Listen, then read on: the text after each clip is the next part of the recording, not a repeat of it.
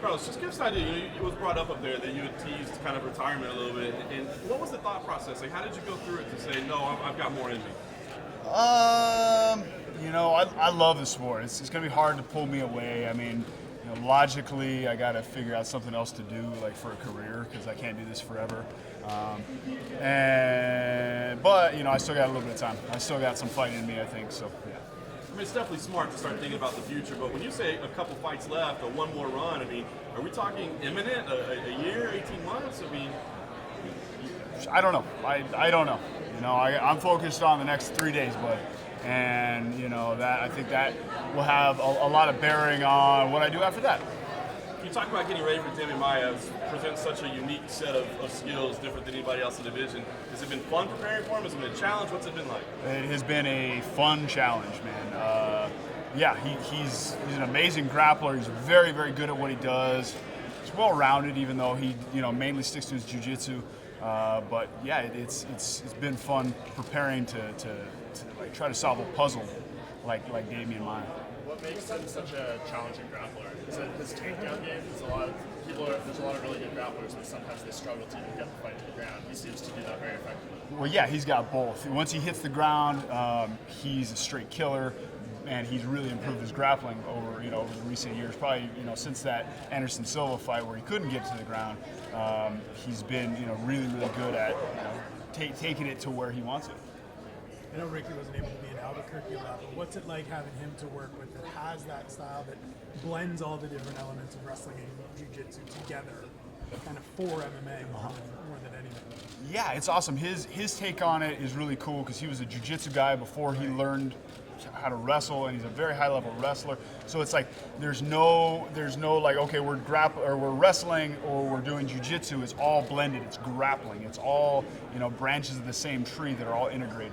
How much is there a little bit of this that's reminding people, a chance to remind people that you got some submission wins in your back pocket, and you got a ground game that people shouldn't be sleeping on either?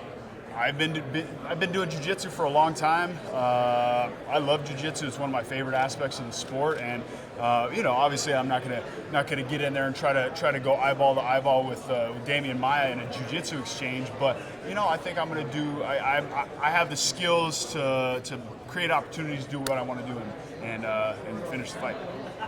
Giving up takedowns maybe be something that you want to do or happen a little more in your fights than maybe you've wanted. What have you done to kind of change that aspect of the game? Because I know obviously Robbie Lawler that didn't have to deal with that, but this fight obviously is going to be a key.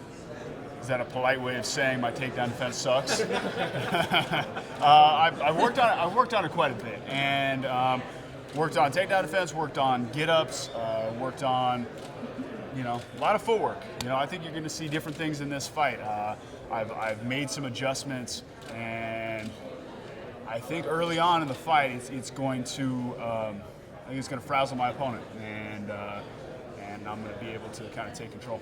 And when it changed to a 5-round fight, do you feel like that's to your advantage? A lot of people call you one of the best 5-round fighters ever in MMA. Mm-hmm. I feel like my conditioning is a weapon, and the later the fight goes, as these guys start to get fatigued, that's really when I kick into my second gear. And I have that as something in my arsenal that I can bring to bear. So I'm trying to finish them early. I'm trying to get out of there, go home, eat some food. But if it goes later in the fight, I got that base covered too.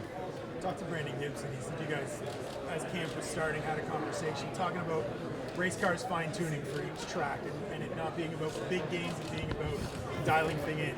Does this feel like the most dialed in you've been for a specific opponent in a while?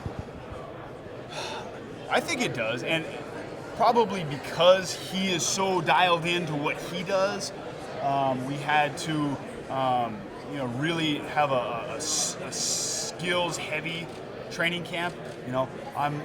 I'm strong, I'm fast, I have all these macro elements to my game. It was, like you said, really fine-tuning the technique, the coding and the circuitry of my brain and putting together a really good game plan. You've been around the sport for a really long time. You've seen the culture of a change, people trying to make money fights for themselves. What do you think of the new champ immediately trying to broker a fight with the SB? I think it's a good idea. GSP's a huge draw, and it's a big paycheck, and get it done, man. Like whatever. What was your reaction when you saw Conor McGregor made just his salary $100 million for his UFC 202 fight? Good for him. I think the pay scale needs to continue to increase, and once a guy like Conor setting that bar high, I mean, I think hopefully all boats rise with the rising tide. And one of the narratives coming out of that fight, I'm sure you watched it, was Conor McGregor running away from Nate Diaz, or was he like retreating and resetting? You got a lot of the same criticism you fought Nate. So what's your opinion on that, the way he fought that fight? A couple of things. Nate and Nick are like zombies, man. Like they just come forward, and sometimes you gotta like make space. And where they really excel is in that close range boxing. So, it was kind of a bummer to see Conor like gas that quickly. But on the other hand, I mean, you got to do what you can to win. I mean, I had him winning pretty clearly on the card or on my cards. But yeah, I mean, other guys that have fought Nate that have done a similar thing, probably not to that extent, but Josh Thompson did a very similar thing. He wasn't gassed when he was doing it. He was doing it consciously as part of his game plan, but he made space, he made that angle, he got back to the center of the cage, because you don't want to be caught against the cage with those guys. You just don't. So, a lot of criticism can be made from the outside, but when you're in there, you got to do what the fuck you got to do to win. And it seems like Rory McDonald is going to be leaving the organization, going to Bellator.